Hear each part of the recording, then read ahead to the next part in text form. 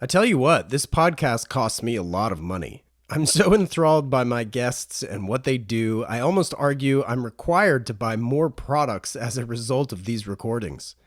Today's an absolute testament to this, as George Glasgow Jr. is my guest. George is the CEO of George Cleverley, a business his father, George Sr., took over from the original George, Mr. Cleverley. I've long been a fan of this brand for the better part of 20 years, since the days I was living in North Carolina and introduced through the pages of GQ and Esquire. Like many subjects on this podcast, shoes can be an addiction, and if you have a brand of shoe that fits you so well, you'll more than likely agree. George and I talk about his early days working, drinking whiskey together, the car he's been hunting, as well as some of the distinctions of the various models in the Cleverley range. I'm thrilled to now call George a friend, and I had the distinct pleasure to meet George Sr. last fall, where I snapped several portraits of father and son in black and white, which I'll be sure to post. I'm your host, Wesley Smith, and you're listening to the Standard Age Podcast.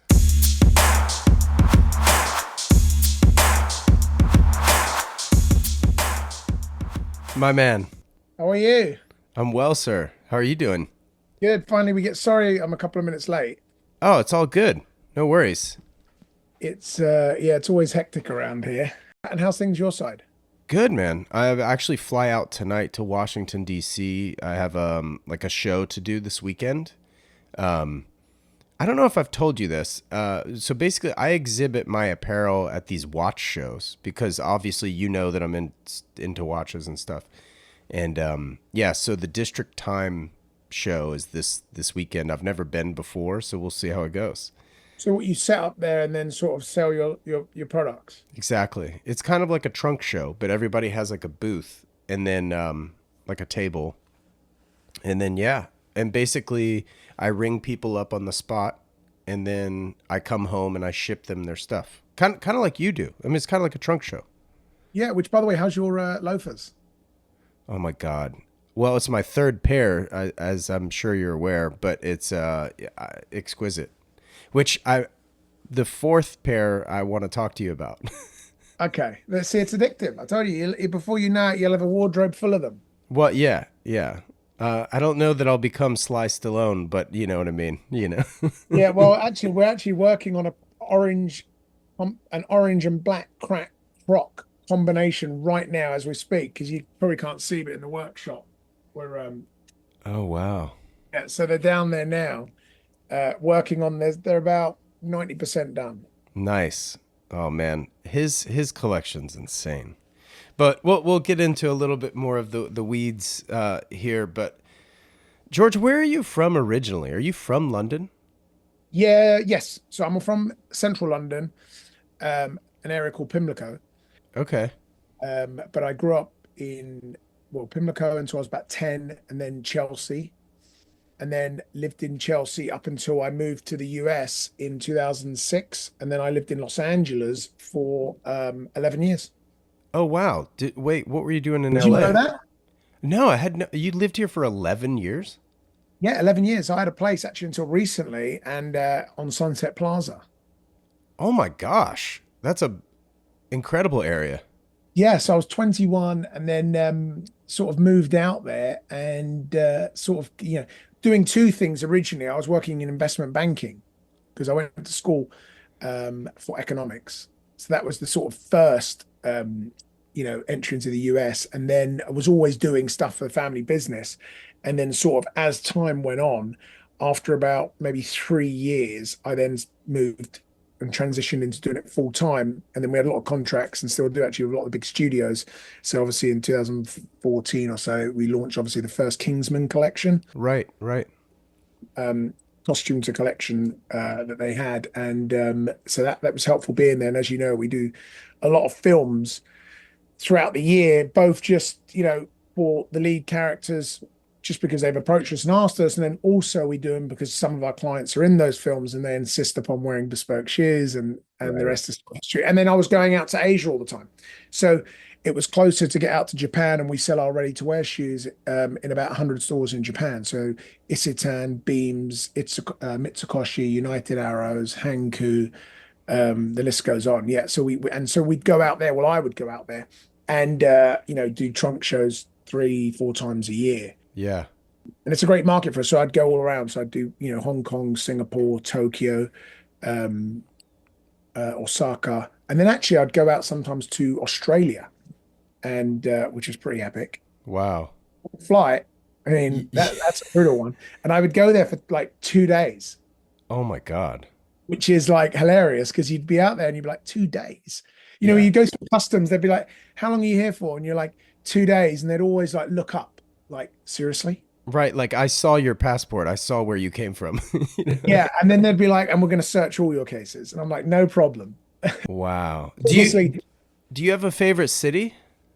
um, do I have a favorite city? Do you know what? It's probably, I guess, because it was always Los Angeles. But then I think, when you live in a place for so long, it loses a bit of the romance, I guess. Hmm. Yeah. So in terms of my favorite, I love Tokyo. Tokyo's awesome. Yeah. And I really like places like in Texas. Like I really like, Dallas is a very cool city. Palm Beach, Miami, those places are great. I mean, there's a lot of great cities, and they're also different. So I Yeah. actually really like Chicago. I have some great friends in Chicago, Yeah. and Atlanta, Nashville. That's another interesting one. Getting out to Yep. Nashville. Yeah. Wow. Wait, so who did you work for in LA in investment banking? Yeah, so it was a company called iStar Financial, Okay. a real estate investment trust, and I was with them for maybe 3, 4 years or so. So real estate.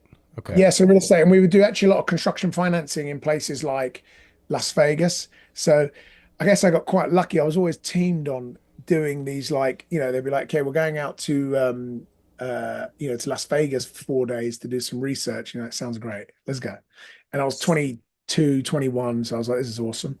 So I'd go out there, do 4 days, back in LA a few days, back out there for 4 days. Like it was really good. And the team that I was working with was just great fun. It's just a really good time as well. And actually being in LA was quite good because it was in '06 when I'd first moved there, and there was a lot of like British people that were moving there, like Simon Cowell was doing, his show there, and David Beckham had just moved there, and it was quite a time, and Soho House had just opened Yeah. in LA, and then they opened the Malibu house. So it was quite, for British businesses and, British people, there was a big influx at that time, and it was quite a nice little community. I moved to LA in '07. So that time period in LA was unreal. Like I Yeah. loved it up there. I moved from North Carolina, which is not London, but it presented something completely different than where I grew up, just like you. Yeah. So, And I think that's what you look when you get out of school. I always tell people, the best thing you can ever do is have a bit of change, mm, to get out and be like, and obviously going from London, you know, and moving to Los Angeles, totally different, country, city, people, weather. hmm, It was just so cool. Like you'd finish work on Friday and you're like, "I'm just going to go down to the beach." right. It was a crazy concept to me, and the sun was out. And then like, "Oh, let's meet and let's go to like Nobu Malibu and have some cocktails." You're like, "That's awesome." And it's December. And yeah, and it's December, and you're like, "How fun is that?" And you'd be speaking to your friends in London. You're like, "Hey, what are you doing?" And they're like, "It's pouring the rain. We're running from, one pub to another pub." And I'm like, "It doesn't sound as glamorous as this." Yeah, I do love the pub culture though. I love the idea of walking home or walking before you get to the tube and getting a pint with your buddies and catching up and then just and it's just like one pint, everybody's one and done, go, or you stay for a few, and like your wives, girlfriends, mothers, everybody's very understanding. It's not you have a problem. See, my You know? wife's from California. I was gonna ask if she were American actually. Yeah, she's American, and her mother's American, and her father's French. I see. Interestingly enough, so it's so funny because it's like they don't quite get the pub culture, and you're like, "So what? Everyone goes to the pub?" And you're like, "No, no, everybody." And what? Stand outside, it's freezing, and drink cold beer, and you're like, "Yeah." And there's like a little heat lamp that everyone will gravitate towards Yeah. to keep, and they're like, "That doesn't sound good at all." I'm like, "But it's awesome." Yeah. And you know what's funny though is I think everything is about where you are in your life. So for me, I didn't find that interesting in um, you know, sort of being at 2021. It was always more glamorous to be at the beach. Right. So you're like, that sounds way more fun to do that. Whereas now, being a little bit older, you're like, I've done all that. That was fun. And I just want to see a friend, have a beer, and have a chin wag and a little bit of gossip. Yeah. What's your favorite beer? Do you know what? I'd probably drink like maybe a Peroni. Oh, yeah. A lager? Yeah, I like some Mexican beers actually, which are quite Mm-hmm. nice. I probably got that from LA. And then once in a while I'll have a Guinness, but not often because I find them quite heavy. But when you've not had it's like everything, but if you've not had it for ages and then you have one, you're like, this is great. I can never have a second. I don't like it's too much to have that second. I'm 100% with you. And in fact, when I was in London last April, right around the corner from Dunhill, and I can't remember the name of that pub, but I would just go there and have a pint of Guinness. And I hadn't had Guinness in the better part of a decade, I would say. It was so good. I had to go every day. Like, I just went every day. Well, and you'll speak to someone and everyone has a favorite pub. It's hilarious. Yeah, we pour the best pint of Guinness. It's like, what are you talking about? Yeah, it didn't come from a tap, but like you're just like it's quite funny because everyone will say, "Oh, this is my favorite pub," and you're like, "Oh, really? Well, what's different from that pub?" And everyone will only go to their favorite pub. Yeah. And so there's two round the corner from the shop here. So I'm in the middle of Mayfair right now in Bond Street in the office up top floor, and it's like there's two pubs directly opposite, and I haven't been to one of them for probably 10 years because I only go to one of them. And I don't know why that is, but that's just what we do here at Cleverley. And some of the other guys from other places, I guess, may use the other pub, and it's a bigger pub. And but yeah, I just everyone has their little favorite.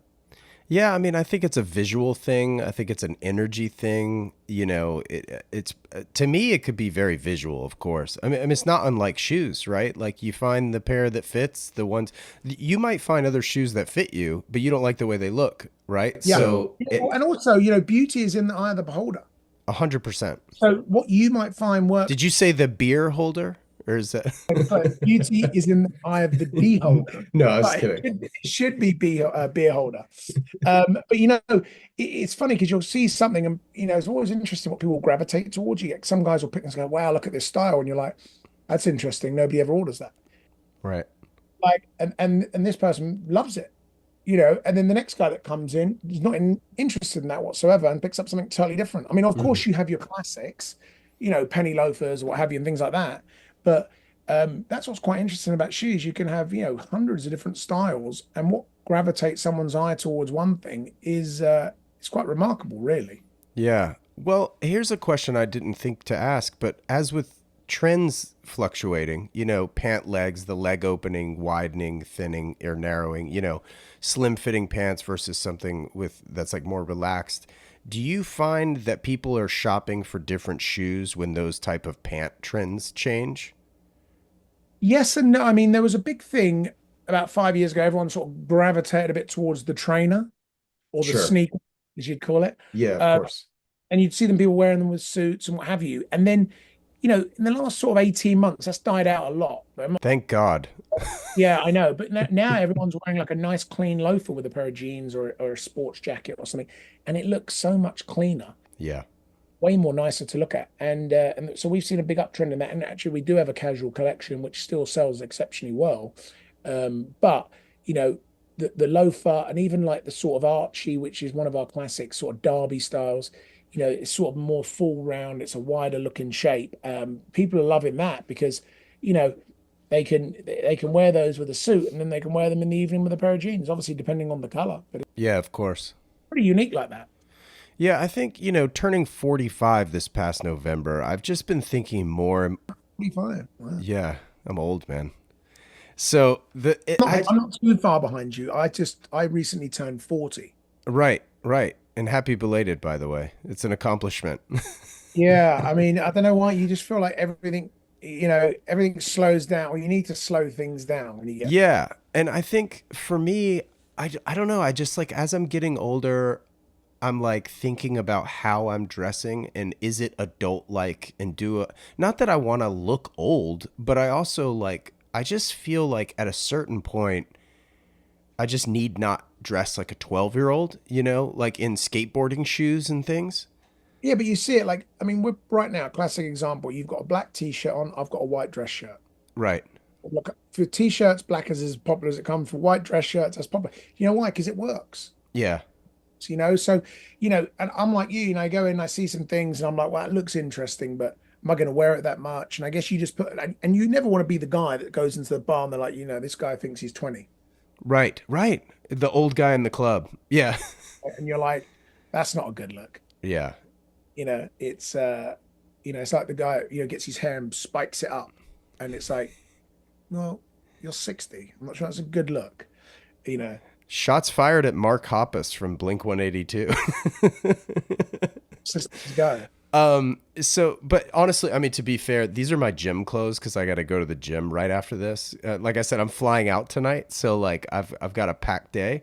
But no, I'm with you 100%, and I feel like I think it's come up on the show before, just the idea of a uniform, like as you get older, and I think I've more or less narrowed my wardrobe down to like black, white, and navy. And like that's just kind of all I wear with some patterned shirts, of course, some patterned jackets.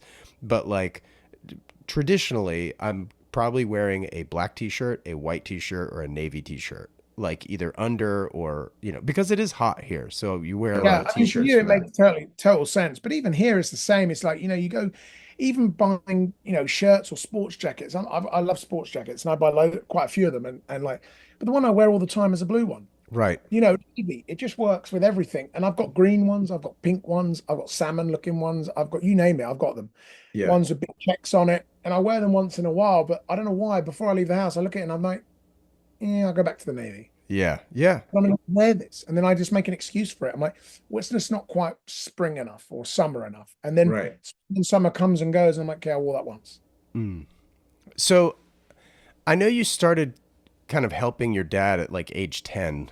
What were you doing at 10 years old? Like organizing boxes or what were you doing? Yeah, like to be honest, just all the like cleaning up, sweeping up, um, just really the chores that nobody wants. I Right. guess that's the thing. And organizing the stock, putting some stock back. Yeah, I mean, Yeah. you kind of think in a family business, I think you never think you're going to go into it. And I don't know why that is. Maybe you don't want to do it. Maybe you saw because your dad did it. But you've got to have a passion for it. Mm-hmm. If if you go into a business and you don't really love it, I think you'll struggle to succeed in it, right? Because I think any business, particularly if you own the business, you've got to be living and breathing it, right? You can't check in, check out because it just doesn't work like that as any business owner knows, right? So you've got to put so much, you've got to have heart and soul into it. And I think, growing up, I wanted to do a few other things. I did those things, but the things that I would do the most and or find the most enjoyment was the things I did for free, and I was just helping out my dad, right? So it's Oh, like, that's cool. Saturday I'd come, it's like, hey, you want to come into work? I'm like, yeah, sure. It's so interesting. Huh. And you come in and like I used my vacation when I was in investment banking. I used my vacation, which in the US you don't get much of. Yeah. You'd get those 10 days a year or whatever it was. And I would use those to go on trunk shows. And you'd go around to Tokyo or wherever it was I was going, and people would always go, you know, you tell them like, oh, I do investment banking or whatever. And then all those people in those meetings would find like the shoemaking business so interesting. They're like, wow, you get to go here, you meet these guys, so that what they're made by hand and how do they make them and made in London. And it's like, it just blew people's mind. And you're like, and you would tell the story over and over again. And people will be like, wow, you love what you do. And you're like, well, actually, this is not exactly what I do. I mean, this is a part of and then you sort of naturally transition into it at the right time as well. I think if you've got the time, it's got to be the right time, right? So it's got to be the time for you and for the business. Hmm. You've got to be ready to do it, committed to do it, and then obviously to take it on. Again, you can't just do a bit here and there. You've got to really say, okay, I'm in, Yeah. grab the balls by the horn, so to speak, and say, okay, let's go. And then, Yeah. yeah, for me, you know, 18 years ago, 19 years ago, whatever it is. So I guess 20 by default. And those 20 years, like all of us, have just flown by. Right. And, it just, you look back and you think, what I'll tell you a great story actually. And I was in Singapore about 6 months ago. And I saw a customer of mine, great guy. I've known him, which feels like forever, since I started in the business. And, he came in and ordered a pair of shoes, and he's always been a big customer. And he said to me, he said, well, George, he said, I don't need much anymore. And I said, yeah, we always need more shoes. And he said, no, no. He said, do you know why? He said, I've retired now and I'm 70. And he said, and when I met you, I would say I was a youngish man or in my prime. I was 50. And I thought, wow, that Yeah. is crazy. I met him when he was 50 and I was 21 or whatever. And now I'm in my 40 or I'm 40 and he's 70 and he's retired. So he Right. doesn't need as much as he used to. And you think, I've gone through most of a big chunk of his adult career with him, Hmm. shoe business, without actually knowing it. And now he's retired. And that actually, to me, was a huge moment because I thought, wow, I've gone from, because 50 is still a young age. You say 50, you're like, other guys sort of in the hot seat in his business or he's in his prime. And then you think, I've gone from that in the blink of an eye to I've seen him through the whole of that and into retirement. And I saw him twice a year, every year for 20 years. Wow. Never missed him on any trip. We'd always go for dinner, have drinks. And he was great, great client and great friend. And I just thought to myself, wow, that's pretty interesting. Yeah. And because when a guy like that, so I don't need him anymore. You're like, well, why not? And, I just need a couple, and it's a more casual because I've retired. Hmm. How are you retiring? Right, right. Well, I guess it has been 20 years, and you were 50, so it makes total sense. So it is interesting. That is crazy. I'm just thinking of Singapore. I've stayed at the Marina Bay Sands before. Everyone stay there. Everyone goes because of that swimming pool. Yeah, of course. Yeah, yeah, 100%. Do you have a favorite hotel in Singapore and or otherwise? Do you know what? I used to always stay at the Four Seasons, Okay. Okay. which Orchard Road. That was always great. And then I moved to the Raffles. Oh, sure. Yeah. So Raffles, yeah. And then yeah. So I tend to not move around from hotels all that often unless something happens that the hotel changes, it goes through a big renovation, or something particular happens that, I might move because a better hotel's available or clients prefer it. But otherwise, I'm quite a creature of habit. Yeah. Like LA is a prime example. We went to the Beverly Wilshire Hotel forever. I mean, my dad was doing the Beverly Wilshire for like 40 years. Really? Yeah, since he's got great stories of the people he used to see um, in the swimming pool and really like iconic Hollywood greats. And then we were there forever. And then they went under a renovation. So we moved to the Sunset Tower because we did an event there, which was great for a few years. And then that went on. So and then a friend of mine and it owns the Beverly Hills Hotel. So we sort of transitioned to the Beverly Hills Hotel, and they always treat me great. It's got a great restaurant, great bar. And that's where you and I met. Sure. It's like and I always try and support people I know anyway. So for me, I'd always go back there forever. And it's just a great hotel. But like that will just tell you in 54 years or whatever it is of me and my dad doing trunk shows in America, we've really only changed hotel twice. Right. One of them tried one and then went to another, and that's it. I mean, that's Yeah. quite remarkable. And the same can be said for a lot of hotels Sure. in New York and what have you. We tend to stay exactly where we are. And then Yeah. also get familiarity with clients, and the customer knows where to come, where you are. We try to get the same suite. So, it's all quite familiar. Yeah, of course. The raffles is interesting because you could almost literally pick it up and put it in Palm Beach. Like it just feels like Florida. You know what I mean? Architecturally. Yeah, yeah, yeah. But actually, talking of Palm Beach, I'm actually going there next week. Oh, nice. And that's become a very big market. I've got some great clients there. Yeah. It's always a great place to do business. Like anywhere that you can like walk out by the pool and have a coffee. Oh, sure. Yeah. Hard to argue. Yeah, like, and I'm quite an early bird, so like not early, but like I like to be up by about 7.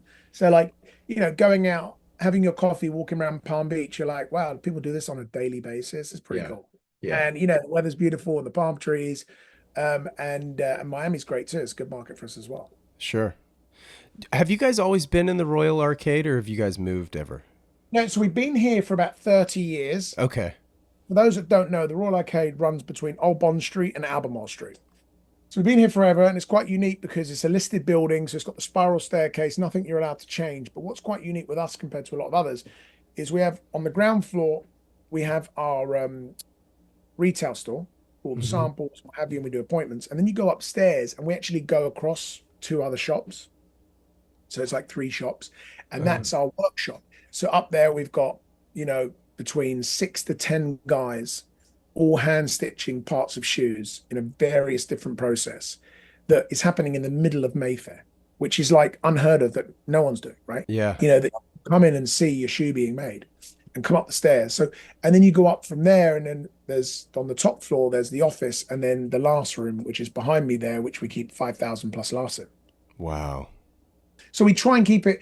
Ideally, we would have a bigger shop just to display more and have a bit more space, I guess you could say. But it works. The location's prime, and we've been here forever. But before we were here, you'll laugh because we're number 13, the Royal Arcade. Before that, after 30, we were next door. We were number 12, the Royal Arcade. Oh, that's funny. We always joke with people like we moved, but next door. Okay. We moved because we got the whole upstairs and all across and what have you. So, and then before that, we were there for about 10 years. And then before that, sort of the original George Cleverley was in Cork Street, Mayfair, which is again just around the corner. So it's more known for like that street's more like art galleries and what have you. And this I is see. more, but yeah, we've been here forever. So you have 5,000 lasts up there. I guess, how creative have you had to become in storing these as they grow and customers keep growing? Well, that's just what we have on site. Oh, wow. Okay. So you have an offsite. Yeah. So we have a warehouse and a workshop just outside London, and we house a lot more there. Sure.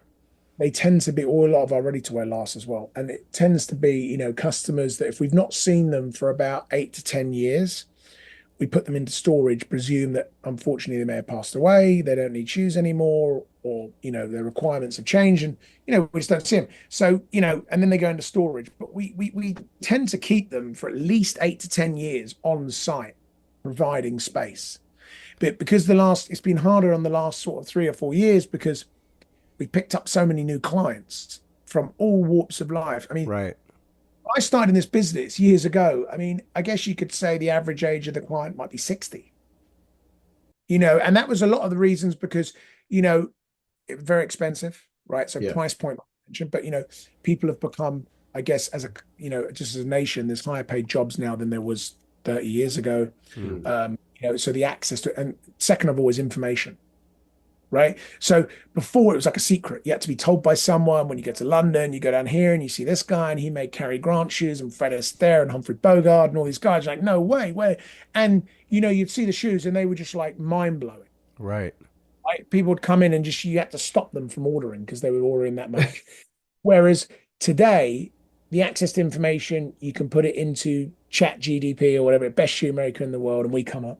Right. So that's, and but it's you can find out where guys are located, what they're doing, bit about the signature shapes. You can look at so many samples online, the website, the Instagram, the videos, the access, even like these type of mediums, these podcasts. You can learn a lot actually about people that that might not even know we exist. And we had the same, like I did a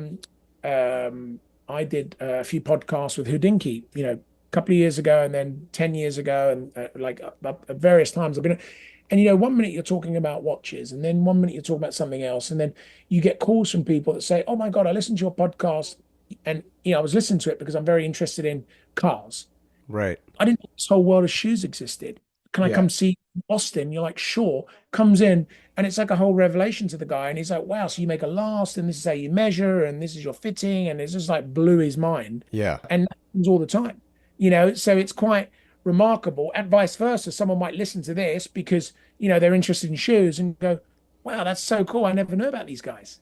And we started talking about hotels and travel, and so the access to information has made a big difference. Yeah. Yeah. No, that's interesting. One question I have is, I mean, barring, someone breaking their foot or something like that, like Yeah. how often do people's feet change, or do they change less when they're wearing bespoke shoes? Because, you can't form a bunion if the shoe's perfect for you. I mean, a bunion usually comes from ill-fitting shoes, right? Yeah, that's exactly right. So I'll give you an example. Like my dad's in his mid 70s, and he won't want me to say that, but anyway, we'll say it. He's in his mid, who and he's an interesting one because the prime example with him is, he's always worn very good shoes that fit him perfectly. Yeah. He's got feet of like, it's going to sound so weird to say it, but he's got like feet of a 25-year-old. He has no bunions. no corns, nothing is like sort of hedged up, like not. Do Right. you know what I mean? Like it's like his feet look like a 20-year-old, and he always puts it down to he's always worn perfect fitted shoes, That's amazing. and it is true because most people wear shoes. We see it all the time, by the way, shoes that don't fit them, right? Um, Normally they're too big, so your feet move around. Most people buy shoes that are just very wide, or they'll buy them very long to accommodate width. Right, exactly. So that's very common. So then, their feet are moving all over the place, their arches drop, their feet spread, and it just over the long term, it's no good for them. And you see that. I'll tell you where you see it more often than not is, with slightly older guys. You see guys in, all over the world, but like say in the US, you'd be like maybe 60 years of age or 65, what I'd call young guy, Hmm. full suit on, and he's wearing a pair of like trainers, like black trainers with his shoes, because his feet are so sensitive, he can't actually put dress shoes on Wow. because he spent so much time not wearing dress shoes. Yeah, It does in the long term. When you're young, you can do it, but in the long term, it hinders your feet. So sure. wearing good shoes, obviously, aside from them looking great and feeling good and the whole thing, is they actually do serve a purpose for protecting your feet and your lower back. And and also when you got good shoes on, they always say, my dad says, if your shoes are right, your head's right. Yeah. you know, because your feet, if your feet are not right, or you have a toothache, those two things, if you've got any form of sensitivity, you normally have to resolve it pretty quick. Like if your shoes don't fit or they're very tight, you got to get them off quick. Right. Or two, you need to see that dentist pretty fast. Like, Yeah. they're two areas that, you can't take much pain on it. No, 100%. Do you have a go-to style of shoe? Like what's the silhouette you wear most often? Well, the one that you've got, The the Owen. Owen, Yeah. which, Oh, good memory. yeah, I remember, I know all my customer shoes. That's crazy. And like that's a great style for loads of reasons because it's a great travel shoe. Like you get it in sort of like a nice brown leather, like a brown calf, and you can wear it with jeans, you can wear it with, no socks, you wear it with socks, you can wear it with a blue suit, it's so versatile. Totally. So I guess I tend to wear that or those style of shoes a lot. And then the other one I love is a Chelsea boot. Hmm. Like a nice Chelsea boot. So, but then I can be quite guilty. I have a lot of shoes, but I can be quite guilty of getting something I love and then wearing it all the time, like really like 3 or 4 days a week. And then Right. after 2 or 3 weeks, I'm like, okay, I've worn these way too much. People think I've got no other shoes. I find Chelsea's to be fairly narrow, like in silhouette, just historically.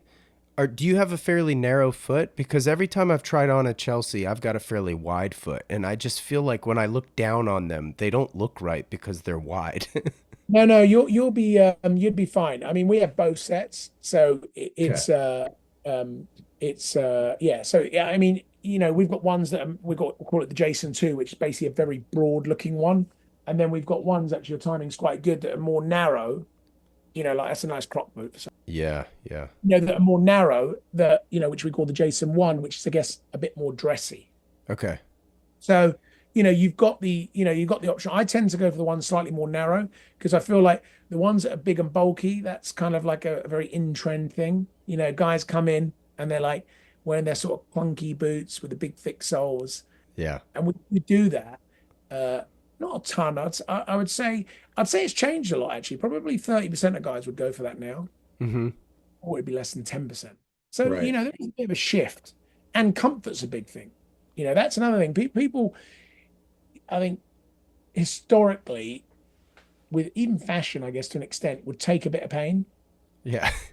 And you see this with women's shoes, you see this with guys' shoes, where people go, "Oh my God, these look great on," but they're so narrow that Right. they look awesome, and they're like, "Okay, so I'll wear these when I'm not walking far, Right. and I'll get another pair that's much wider for my walking shoe." Like that's quite common. But then I think everyone has that with a suit. There's suits that or jackets that you're like, "Oh, this is really comfortable." You can just sit and hang around in this. But then there's ones that you're going to an event in and stuff, and you're like, "This makes me look sharper, trimmer, taller, whatever it is that your eye gravitates towards." And then you're like, "Okay, so I'll wear that for that." But you necessarily wouldn't put that suit on if you know you're going to be out for 12 hours. Right. Right. Question: How do you guys go about naming your products? Because obviously the George is a very classic look for Cleverly. Now, and also, is that George your dad, or is that George the original Cleverly? Original George. Okay, I thought so. I mean, we always say George Cleverley was probably way ahead of his time. Yeah. When he was making that suspiciously sharp, square-looking toe, nobody was doing that. So other London shoemakers were making very heavy, round-looking toes, Hmm. much Traditional Oxford. Yeah. traditional Oxfords. And, then in the sort of the 60s, that was probably the most popular. So for someone like Cleverley to come along and say, this is how a shoe should look and this is how it should fit, it was not as popular back then. You Hmm. had the real connoisseur like the Humphrey Bogart, the Cary Grant, where people would go, oh my God, look at those, amazing. But that was a real unique time. Whereas today, I think it's reversed. And, you know, people come to us for our shape as well. I mean, we can make all shapes, but people come to us and say, we want that cleverly looking toe shape Sure. because it makes your foot look attractive, it looks sharp, it looks sexy, it feels good. And it's a classic cleverly look. Whereas the heavy, bold Oxford with a big round toe that's very heavy to hold, people are like, nah, I don't want that. Right. You can get it anywhere. You can get it anywhere. Everyone does a version of it, and you want something with a nicer silhouette. So the look is much more important. So how do you name the Owen, for example? Oh, okay. So uh yeah, so all of the ready to wear shoes are named our English names. So the George, the Jack, the Henry, the Harry, the Owen, they're boys or men's first names, and they tend to be after a customer that's had a lot of them. Okay. And then you get to the Anthony Cleverley, which are semi-bespoke range, and they are named the last name, the surname of a lot of customers that either designed it or had a lot of them or worked with us to make it. So like the Doridi, which is a bow tassel, that's named after Baron Alexis Doridi. Lichfield is after Lord Lichfield. Forte is after Lord Forte. So, Wow. Churchill is after Winston Churchill. But these are guys that had the shoe, and so is that. And then with the bespoke, which is obviously what we're most famous for, it's then predominantly named after the customer that designed it. Uh, Ordered a lot of them. So you've got loads of versions. You've got the Rourke boot, which is that boot I just showed you. Hmm. Rourke, he's had a lot of those over the years. And then you might have the Bodie, which is after a gentleman called Mr. Bodie, who he had loads of these in the 60s and 70s. And then you got some of the newer names that you see all around. But yeah, they took like the Rubin is named after a Los Angeles client, Mr. Rubin, who designed that. Yeah, and the list sort of goes on. The Statham after Jason Statham, so it's named after the customer that actually either designed it or said, look, I like this. Can we change this and do this? You're like, yeah, sure. So we named it after the customer. Right. So that's quite, just like a little as a testament or a thank you to them Sure. and their sort of 2 cents into it. And then yeah, that's how we do it. What does the Statham look like? It's a loafer with a slightly wider toe it's like a penny band loafer, but slightly more casual because it's quite broader Okay. with a hand stitched apron. So it should be on our website somewhere. Okay, sure, sure. I'll look it up. It sounds like something I would like, actually. No, it is. It's a version like a lot of these things, right? With I think English, like English shoes, you know, a penny loafer is a penny loafer, but Hmm. there's versions of a penny loafer. So like you've got a version of a penny loafer, but it's a plain band and not a cutout band. Right, full strap. Yeah. Full strap that goes all the way down. But then you've got the Bradley with us, which is an English name, where the Bradley 1 has got the full strap with the cutout band. The Bradley 2 has the half strap with the cutout band. And then Right. you've got Daniel, which is a combination of the two of those. So it's the full band, but no penny on the Owen shape. Do you see what I'm saying? So like Yeah. you've got to get, and I guess I've got them all up here just because I've Sure. been doing it forever. Like when I just named your style, but I can do most clients, I can tell them like, I remember that shoe, but my dad's got that skill set. Hmm. Come in and he'll say to a customer like, "How's that blue cordovan Derby shoe?" And the guy will like fall on the floor almost. And he goes, "How do you like It was 22 years ago.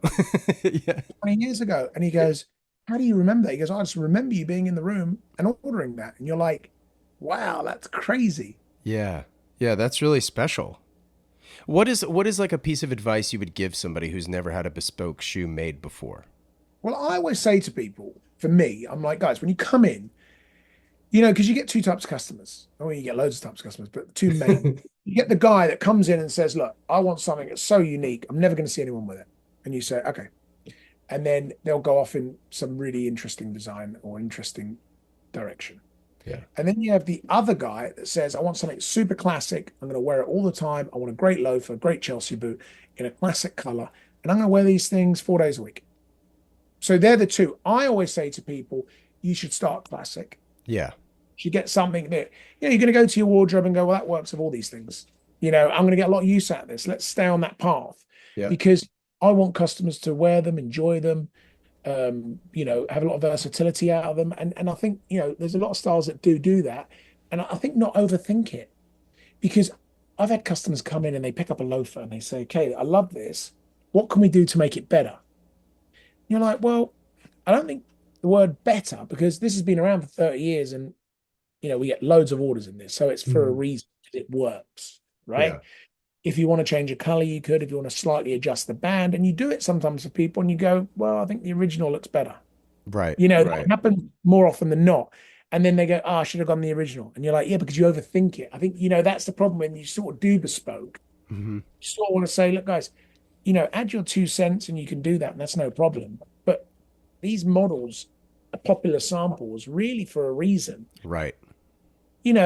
They work. That's why Hmm. they're constantly sold. The same with colors. I mean, we've got, I'm looking around my office now and we've got white Himalayan croc and purple nubuck and we've got all these. I've got orange, I'll show you the orange actually. Purple nubuck. That's crazy. So we got the orange croc and, all these colors here and we sell them all the time.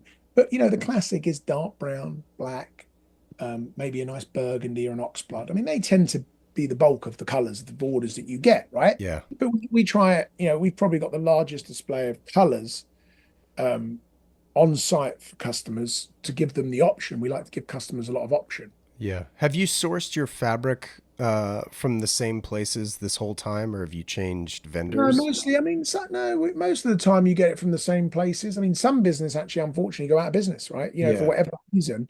So you have to find new suppliers. But, mostly we've been working with most of them, just looking around now at some of the stuff. I mean, most of the companies that we work with, we've been working with them for a long time. They do a Yeah. great job. They know us. I know the people that own the businesses and, they sort of know our look. And sometimes I get a call from them. They're like, hey, George, we've just come across this really cool color. You'll love it. I'm like, send it over, and they come. I'm like, yeah, it's awesome. Yeah. So they know me and I know them, and we sort of know what each other likes and dislikes. So, and then occasionally a new one will pop up, and they'll be like, hey, what do you think about this one? And what do you think about that? And you're like, wow, that pretty. I never thought about that. Hmm. Or you see the quality that someone's working on. Like sometimes you get great car from Germany, sometimes you get great car from France, Poland, can be in loads of different places, and some just have a better batch than others Sure. more often than not. I mean, we're very picky here. So, our team this morning actually got a whole bunch of leather in and half of it we sent back. No way. Yeah, yeah, it's very common. So like, you look at it all and you're like, okay, we don't like that skin, we don't like that. And, because, we our clients want the best. So we have to give them the best, Yeah. which is more of a pain for us because you get it and you finally get the skin and you roll them all out and okay, we're only keeping half of these. Yeah. So we still need the other half, but we need a different batch. And then you got to wrap it all up and prepare it and ship it back to wherever it came from. And it's like a process. Yeah. That's the only way you can do that to consistently keep a high level for your customer and to keep turning out a great product. How do you go from being a bespoke company the way you guys are, obviously well known for bespoke, to introducing something like a ready to wear collection, like as far as labor and that sort of thing goes? Well, it's tricky, but just to clarify, I mean, we've been doing a ready-to-wear collection. My dad was the one, actually, probably one of the first guys to take English shoes to Japan. Interesting. We started with a company there called Beams, and that was probably 40 years ago. They had, I think actually it's either their 40th or 50th anniversary coming up. Yeah. Beams is iconic. Yeah. Yeah, yeah. So my dad started working with them when they had 2 shops. They now Wow. have 140 shops. Just to put it in perspective. So, when we first started working with them, I mean, we took styles over there, which by the way, the Owen is the most popular style that we have there. Oh, really? Yeah, yeah, very Oh, popular. that's funny. My wife thinks I'm half Japanese because of my taste. Oh, that's hilarious. I love that. Yeah, they got great taste. And so more often than not, like, so we started that 40 odd plus years ago. And, we sort of kept it classic British styles, everything made in England using great materials, still a lot of handwork. And it naturally grew. So Japan being a great market for us, so we obviously sell on Mr. Porter, we sell on My Teresa, and we get requests all the time. I mean, just actually earlier this week, we had a request from a major department store, which everyone in the world would know, and unfortunately, we had to pass up on it. I mean, because we just don't have the capabilities to make, getting the. I think when you're at sort of the top end level, getting orders is quite easy, but to being able to fulfill them To fulfill them, yeah. is another story. Because going out there and having a big department store say, "Oh my God, we love your stuff. Can we get 5,000 pairs?" And you're like, "Unfortunately, we'd love to do that. That'd be great because you're a great store and we love the product and thing, but like we just can't make that many shares." Sure. So, the requirements from the existing places is so good that we touch wood. We've never had to look for new accounts. So Mr. Porter are fantastic to work with. We've been working with them for 15 years since they started, and My Teresa are fantastic to work with. But between those two for online anyway, which is great because it makes your product accessible all over the world instantly, it's a great gateway as well into bespoke. They do a fantastic job. So why would we need 1,000 outlets? You just don't need it. You Right. just need a few good partners and then trying to service them. So that's probably, if you said to me, what's the hardest part about our job? It's to try and keep those guys happy Sure. with the amount you can deliver them. Mm-hmm. That's the problem because Right. you can't. It's not like turning a tap on where you're like, okay, let's make another 1,000, Right. because we can't make another like an extra volume amount. And also you probably wouldn't want to. We think that the story is very special and it's quite nice when people connect over it. Well, I'll tell you a great one. In Los Angeles, actually, about 10 years, maybe 15 years ago, a very good client of ours that's known my father for years. I got to know, and he sends me a message and he says, it was an email actually, and he says, "Hi, George, is this gentleman XXX a client of yours?" So I thought that was an interesting question. So I Yeah. wrote back and said, "Yes, why?" To say, "I'm currently in court," and he's a lawyer. And he said, "And he's the opposing counsel." And I thought he was wearing your shoes. And I was like, that is hilarious. In Los Angeles, these two lawyers are going against each other. And he's looking at the guy's shoes and went, "They look like George Cleverley." Right. Tells me his name. And I went, "Yeah, yeah, he's a very good customer of ours." And he goes, "That's unbelievable. I can't believe that." Like, so, you get stuff like that, which I think makes it really special. Yes, of course. Now, have you ever partnered with factories or anything like that to grow the assortment in that sense? Um, Not really. I mean, it's stuff. We have our own factory in a place called Rushton, Okay. where we bought actually in the pandemic about 100 machines, and they're all British made machines, that date back 50, 60 years. They're all actually operated by hand. So we only use probably 30% of them, Wow. right? So yeah, which is problematic in its own because finding people to operate those machines very difficult because they're obviously Sure. old school, Yeah. not how to use them, and that is problematic because when one goes wrong, for us to try and fix it, it's like an old car. It takes a long time because you've got to find the right part, and that company's not around anymore. So it can really pull the brakes on production. Mm-hmm. But we get, approached all the time. "Oh, we can make shoes. You make shoes," and you just, you see them and you're like, "Well, they're nice shoes, but they're not what we're doing." And for us, we'd rather take a lot less orders, do it ourselves than start trying to like, go to Italy, go to Germany, go to this place, go to that, just up production. Yeah. I think it's quite a dangerous game when you see brands that, just, that I see it a lot where they've got one style and it's made in 20 different places. And you could go into a shop and you could see it. And I've seen it with big brands, the same jacket.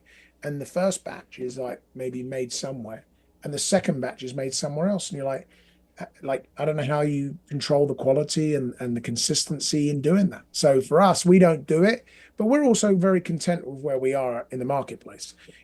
People always say, "What's your plan in 10 years?" I say, well, it's the same plan as 10 years ago. Keep the people that we've got that work for us. We've got 65, 68 staff.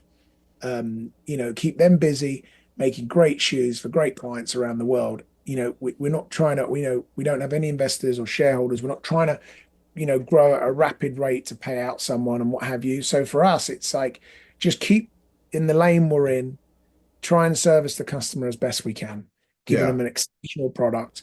and making actually the whole experience quite enjoyable. Sure. That's what we try Yeah, and I, do. I remember I'm a big Paul Smith sock fan. Like I love the socks Right. from Paul Smith. Um, and I've always been able to tell a difference in the socks that are made in Italy and those that are made in Asia. And that's not a knock to Asia. It's just there's a Yeah, difference, and I prefer the ones from Italy.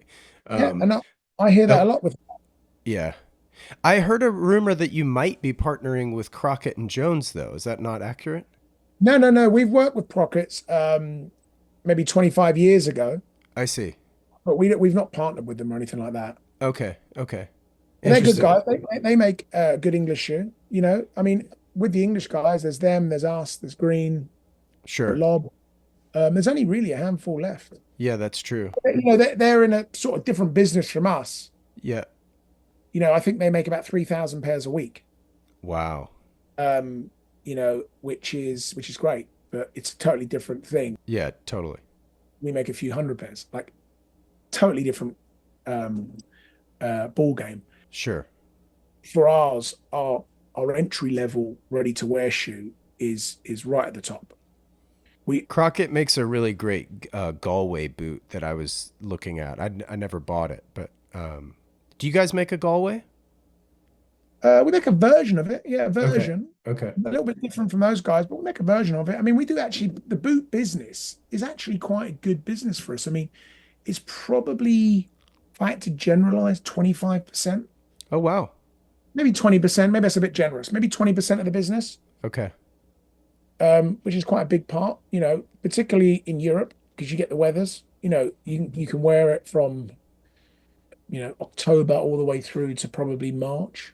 It's funny. I've really become like my shoe collection is just bifurcated. It's either a boot or a loafer. Like, and I have lace ups, of course, and all Oxfords. I've never been a Derby guy, but Yeah, but do you think that's down to a little bit of laziness? Because we always say that to people. People I now, just like the cleaner look. I just really do. it's not that you have to tie your laces. No, no, no, not at all. I think, though I do understand that as well. I mean, it is fast. Yeah. I mean, because we sometimes get that with customers, and I'm like, they go, oh, the laces look great, George, but it's a lot of work. And I'm like, well, it's not really a lot of work. Well, I mean, I could stand on business there because because the boots are the worst, and I wear a ton of boots. So you know what I mean. Well, the boots are the worst with laces, but if you get, That's what I mean. yeah, with the elastic, they're easy. Oh yeah, that's true. Yeah, but see, I'm not a Chelsea guy. We actually, I'll tell you, well, that's always the way, right? We just made a great boot. It's downstairs. Otherwise, I'd show you. And for Dwayne Johnson. Yeah. And it's a Derby boot. And it's at a light tan calf. Looks amazing. Looks Oh, really good. interesting. I've had a boot idea that I've wanted to make for years. I feel like I saw it 5 or 10 years ago and I haven't found it since. I don't know who made it, but I'll talk to you about that when I see you next. Yeah, well, I was about to say, well, send me a picture of it. I'll be curious because, Well, I can't find it. I just, oh, you can't find it. I didn't know if you yeah, had an old sample of it. No. no, no. I'll describe it. Maybe I'll search the internet far and wide for something and Or, maybe or I'll go back find to it. the old school, sketch it. Right, no, 100%. That I'm not afraid of that either. That's really funny, man. What's your daily driving car? Range Rover. What year? Uh, Actually, the one I've got right now hold on. So it's a modern one. Yeah. Okay, not a classic or something like No, that. no, no, no. It's not a classic. Yeah, Okay, okay. it's modern. Well, the thing is with it is every day is quite different. So this morning I dropped off the kids or my eldest at school. And then I just obviously drove into the shop. Yeah. So it's the whole thing. You got car seats, it's still cold in London. So you need Right. to make sure it's working. Yeah. The heat needs to be on. Otherwise, I hear, Daddy, it's cold, it's cold. And you're like, well, it's going to take 20 minutes to warm up. So you need something a bit quicker than that. So yes, it's new Range Rover. So do you have a garage or do you park it outside? So I actually have a driveway. Okay. So Sure. we can park it behind the gates and it's right in front of the house. And but I've Nice. mainly really only had British cars. That's great. So I've had that. Well, I've had quite a few Range Rovers actually. Aston Martin Rapide S. Oh, the James Bond Family Edition. Yeah, exactly. That's what I call that car. By the way, it's a V. Apart from, I think it's the Vanquish. It's the only other Aston Martin that had the V12 engine. Sounds so good. I mean, the exhaust note of an Aston Martin's unparalleled. Oh, it's unbelievable. And the V12 is classic. I mean, I Yeah, actually loved it with the seat. I mean, sitting in the back was tight, but it's tight in the back of any Aston Martin. sure. But that was the other one, but it's yeah, it's not as kid friendly. How's the Porsche search coming? Because we've been chatting about that off and on. You know what? I've got a friend of mine that's big into the Porsches as well. Yeah. Do you know actually RM Sotheby's? Well, I mean, as a brand, of course. Yeah. Yeah. So the guy that owns that is a good friend of mine, Shelby Myers, and Oh, he wow. actually was in London. He's had shoes from us and stuff. And he was here maybe a month ago because there was some auction, and he came in and I was chatting to him about it, and I was chatting to him about so the car that I want to get. Yeah. Obviously, price is the DB5 Aston Martin. Oh, geez. Okay. Every time I look at them, I don't know if it's me, but every time I look, the price goes up, and I'm like, is it ever going to flatten out or come down? Would you ever look at a DB4 or DB6? Yes, but the problem is I would, and they're beautiful, right? So they're absolutely gorgeous. But the problem is I really do love The 5. the five. I just Yeah. do, you know. So when you like something, it's hard to like deviate. So you're like, well, I'll just wait a bit longer. And I've been saying that for like 10 years. Yeah. I wait a bit longer. I'm like, okay, it looks like it's getting further away. You know, you look at the prices, and then like one of the guys will text me. I have a lot of friends in LA that are big into cars, and they'll be like, "Hey, did you see this one just sold?" And I'm like, "Don't send it to me." And then the next text is the link of it being sold and how much. And I'm like, "Great, thanks. Just you just made my day terrible." It may be more expensive, but it may be an easier pill to swallow. But have you thought about restoring one? I have, but the thing is, because I would say that I'm a very novice car guy. Okay.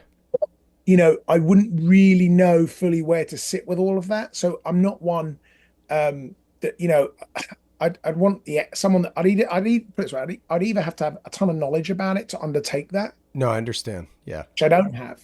Right. Or a friend of mine that has a lot of knowledge and the time to help me on it.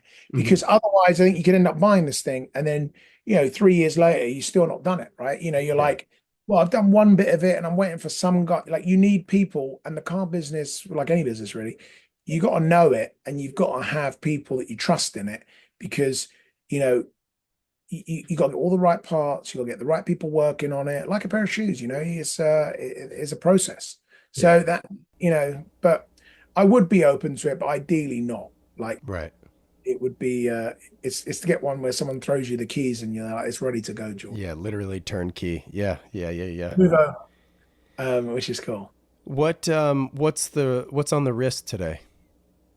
So actually, I just took the watch off. Oh. Uh, it's a new denim Patek. Oh, okay. So the one you were wearing when I saw you. Yes, actually. Yeah, yeah, yeah. I forgot that was it. Yeah, yeah. Is So that 5712? What is that? no, no, no, no, no. The one actually I was wearing with you was the stainless steel 5712, which has now been discontinued. Right. The denim white gold Nautilus is the new one with the denim strap. That's right. That was in a watch case. The 5712 was on your wrist and you had the denim in a case. Yeah, I had the cake because I was switching them out and stuff. Yeah, no, Yeah. that I wear quite a bit. I've been wearing the 5968A a lot, the orange strap. Right. That's a lot. And then that's always a great watch because I was just in Dubai with my family for a week. Nice. So I'm good. But I'm quite good at rotating now. Are you there on Bond Street when you're shopping for Patek or do you get them elsewhere? No, I get them a couple of places really, but direct at Patek and Boodles. Oh, cool. It's the AD next to my shop, and I know the guys there very well. They're great guys. Oh, Jamie's nice. he's a friend of mine, and but I've worked with these guys for like, 15 years. I'll have to go in there. I've never been in that shop. Yeah, well, when you come, I'll take you in there. They're great Yeah. guys. They've got a beautiful shop, super knowledgeable, and they're just like really nice to work with. Side note, I will be there in April and you will be here. Yes, I know. Which is like ironic. Happens all the time. It does with us. We seem to be missing, but I think I'm in LA from the 4th of April for a week. Yeah, I'm going to see you on the 5th because I fly out on the 6th. And I think the last time I saw you, I like flew to New York that night, if you remember. Yeah, and I don't know if you remember, but you were drinking the Dalmore whiskey like it was going out of fashion. As one is prone to do.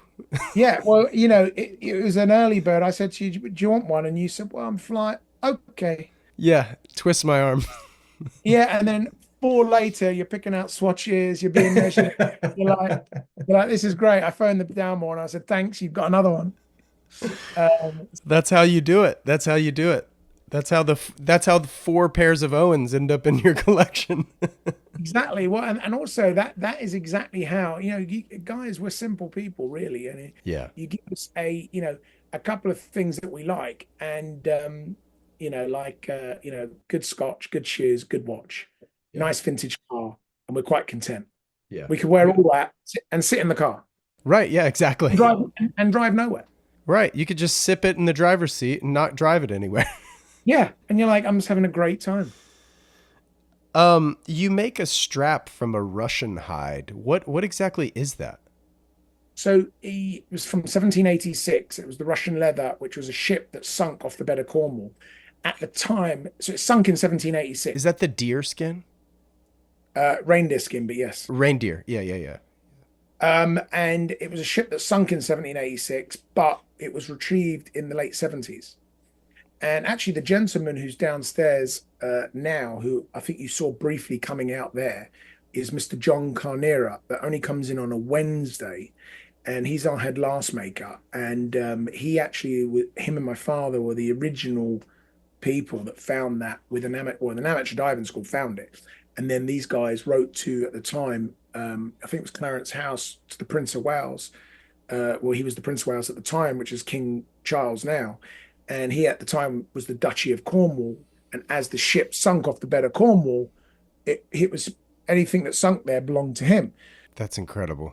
Crazy story. So we wrote to them and we told them that, this amateur diving school had come across this leather that had been sitting under the ocean and we'd like to bring it up. We got the rights to, basically bring up and got first refusal on all the hides, which we did for many, many years. And John, the guy that's downstairs now, who has been here forever, I mean, he's in his mid 80s, but only comes in 1 day a week. The guy that walked past is in his mid 80s. Yeah. He looks great. Oh, I know. And by the way, he's looked the exact same for. He looks 65. Oh, I know. Well, he puts it down to a couple of glasses of wine every night. My man. And so, he measured up the Prince of Wales for the first pair of shoes. Wow. The first pair of shoes that we ever made in that material went to him. It's not something we've massively publicized or promoted, but obviously it got out there because it's a unique story. Sure. We've made them for really everyone. You name them, Ralph Lauren, Nicola Bulgari. I mean, lots of really well-known clients, fashion guys even, have got into it and absolutely, find the whole thing, the story. I mean, there's a pair in the National History Museum. So, but unfortunately, we don't have any more of the material. I was gonna say, how did you not run out of the material? Well, because you know what, we used to limit it. So every year we made maybe 10 or 15. I mean, you got to remember, it was a whole brigantine ship full of Russian leather or Russian hide leather, right? So, that was the purpose when it was going from Genoa to St. Petersburg, when it was crossing the ocean, it was bringing that. I mean, that was like a Wow. cargo ship. And then when it sunk, because it was leather and not diamonds, people were like, well, there's no value there. It's just leather. So what did you do? You had to dry it out? Like how Yeah, did well, there was a process. I mean, we had to recondition it, but the amateur diving school had a 2 week or 3 week window every year. They would go down and basically not excavate it. That was part of the Prince of Wales's thing that, it wouldn't be excavated. It would be brought up by hand. Wow. Amateur divers would go down there and basically get as much as they could and carry it up. And we've got great pictures of you know, 3 hides coming up. And then you'd get them, and some obviously were not in great shape, some were in better shape, and we would then make items out of this unique leather for customers: shoes, boots, wallets, briefcases, attaché cases. Do you remember when attaché cases were pop? Yeah, of course. Yeah. And we made it like that, and we sort of never advertised it and what have you. And then we sort of carried on under that capacity, and we just said that once it runs out, it runs out. And we've had offers, obviously, over the years from big brands to say, can we buy it all from you? Yeah. We never charge that much more for it. So whatever the normal shoe was at that time, the difference between what we paid the amateur diving school, and the regular leather is what we charged. So Got it. it was never a big premium, which Right. no other company in the would do, because it is priceless. So yeah, we never, and every year we sold it, and people got them, and Charlie Watts, the drummer of the Rolling Stones, he had Yeah. some, and he had two pairs actually. He had one on display in his house, and I said to him, well, my dad has the great story of him being around his house, and he said, well, Charlie, you've not worn this pair, and he said, no, no, George, this is a piece of art. He goes, when I have friends come round to my house, I show, like, people show them paintings and this, I show them this shoe made by hand by you guys from leather that was from 1786. Wow. That was Charlie Watts. Yeah, Charlie Watts. Yeah, Oh, because I read an article where you'd mentioned a customer, but you didn't say who it was.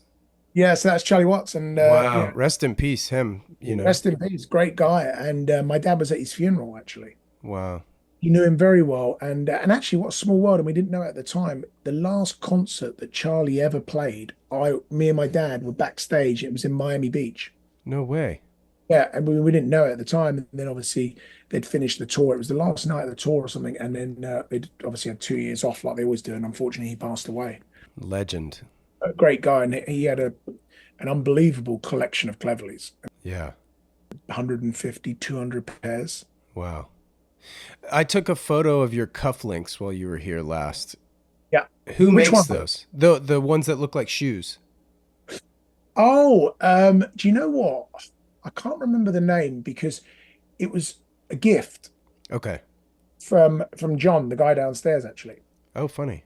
And yeah, and he had them actually made by a jeweler in London, and I can ask him the name, but Oh, okay. So they're not like from Tiffany or something. no, no, no, no, they're handmade to like the Cleverley shoe. Oh, that's incredible. So yeah, yeah, they're not from just like a big brand walk in buy a pair of cufflinks. No, they were cast in 24 karat gold. Unbelievable. And then I'll post that photo again when I post this when I make the post for this episode because they're incredible. Yeah, thank you should sell those. I know. Well, you know what? They're just so unique. And then the other one is I got great cufflinks when I got married from Sylvester Stallone.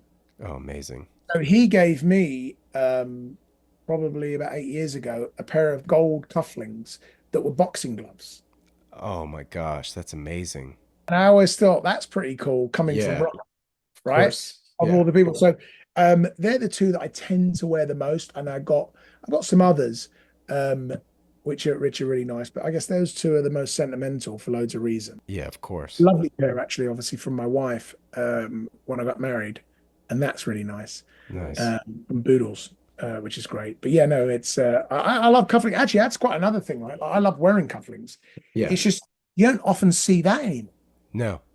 and you feel like, when I'm going out and putting the cufflinks on, I'm like, is it too dressy? I'm like, Who cares? and no, I love it. I do it. It just depends on what I'm doing. So when I'm taking the kids to school or doing something along that, or sometimes if I'm not, by the way, driving in, I ride my bike in. Oh, funny. Yeah, so I do that. It's a bit of exercise. I can make a few calls. Keeps you out in the fresh air, Yeah. and I kind of like doing that. What's the bike? What do you ride? Actually, it's nothing fancy. It's just it's one of the bikes we call them line bikes. Oh, sure. Yeah, so I don't know what you guys call them in the States, but they're ones where you buy them with your phone. Yeah, the city bike in New York or whatever. Yes, city bike. That's exactly right. So I hop on one of those, and I probably do that 2 to 3 times a week. I think Justin Hast is a proponent of that as well. Yes, and I saw Justin not that long ago somewhere. Actually, he's a great guy I love him. for a long time, and we've been meaning actually to catch up, re-watches, and Yeah. we, I'm doing an event with him in April. oh, in London. Yeah. Amazing. Oh, that's so yeah. I wish I was Yeah. here for it. I know. I hate you'll miss it. But Justin's a cool guy, really good guy. I've known him for, well, good many years actually. Actually, Justin, he's a great, I don't know if you know that, he's a great photographer as well. oh yeah. Yeah, we talk Leica all the time. Oh yeah, yeah. So he's actually shot a lot of our shoes and bits and bobs, and he's been Oh, in our cool. workshop. And yeah, probably 5, 6, 7, 8 years ago. Yeah, he's a good guy. Nice. Yeah. Okay. Well, obviously, George, I sincerely appreciate you taking the time out of your day. I know it's getting late and I know you want to go home and eat your supper, but thank you for taking the time. Sincerely. No, no, thank you so much. I mean, I could talk to you for hours. We know that. Right. 100%. You came by in LA. I thought I think you might. I don't know what will finish. Will he finish the whiskey first, or will he miss his flight? But one of them's going to happen. And I'm off piste here. Like these notes were thrown out the window 45 minutes ago. I know. I was just thinking, but then like literally, you and I could talk. I think we spoke for an hour and a half, or whatever it is. But like you and I could probably talk tonight, Totally. and then go. All right, let's get to these questions. Right. And there's not many people though you can do that. Yeah. No, you're not wrong. No, you're not wrong. Well, I can't wait to see you. Looking forward. And I'll have more time that day. Okay, so you're saying should I get 2 bottles of whiskey? Yeah. I think that's appropriate. Get all the ears open. I'm like, he loves it. Thank you so much, man. Really enjoyed this. And let's do it again. No, there's too much to talk about. I know this should be part 1. Yeah. Well, done. Yeah. And then we'll do part 2 on that terrace. That's what we need to do. I'll bring the equipment. Yeah, so bring the equipment. We'll do part 2 out there having some whiskeys. How cool would that be? Oh, man. Done. Consider it done. That's it. That's a plan. This wraps up this episode of the Standard Age podcast. If you like what you heard, I'd love it if you'd share it with a friend or two. And if you have a moment, please rate and review the show as it helps others discover these episodes. It absolutely helps far more than you realize. Shout out to Jensen Reed and Super Beautiful for the theme track. Thank you so much for listening, and I'll catch you in the next one. Take care.